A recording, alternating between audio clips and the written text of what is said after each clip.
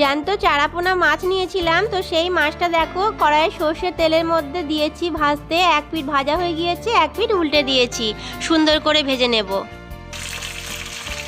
মাছ খুব সুন্দর করে ভাজা হয়ে গিয়েছে, এবার দেখো আমি নামিয়ে নেব। এই মাছ ভাজা তেলের মধ্যে দিয়ে দিচ্ছি আমি একটা শুকনো লঙ্কা, আর দিয়ে দেবো বেশ খানিকটা পেঁয়াজ, অনেকটা পরিমাণে পেঁয়াজ।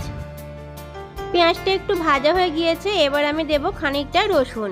রসুনটা আমি খুব সুন্দর করে পেঁয়াজের সাথে ভেজে নেব। এবার এই পেঁয়াজের মধ্যে মাঝারি সাইজে দুটো টমেটো কুচি করে দিয়ে দিলাম। এবার সুন্দর করে একসাথে সব মিশিয়ে নেব। এবার আমি দিলাম স্বাদ মতন লবণ, পরিমাণ মতন হলুদ দিলাম, এবার অল্প পরিমাণে চিনি দিলাম। সুন্দর করে নাড়াচাড়া করে নেব।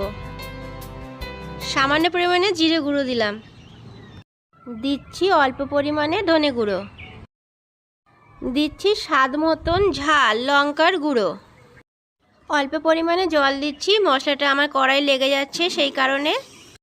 আবার খুব সুন্দর করে আমি মশলাটার সাথে পেঁয়াজটা কষে নেব।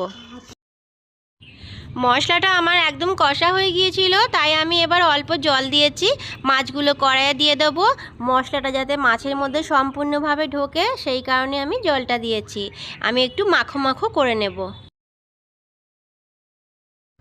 রান্না দেখো আমার শেষের দিকে, আমি এখন একটু ধনেপাতা কুচিয়ে দিয়ে দিচ্ছি।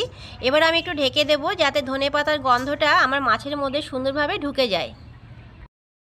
আমার মতন এইভাবে চারাপোনা মাছের চচ্চড়ি একবার বানিয়ে খেয়ে দেখো, সব ভাত চেটে পুটে খাবে, একদম আঙুল চেটে খাবে।